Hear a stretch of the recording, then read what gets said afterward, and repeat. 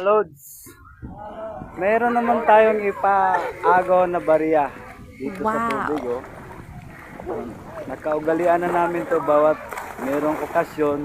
Ito nang ginagawa namin. Ayan, tingnan nyo yung mga isda. Oh. Nag-aabang ng pagkain. Oh, ano, ready? 1, 2, 3. Aga.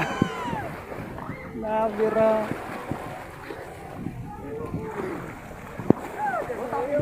Wow, yes! Yes!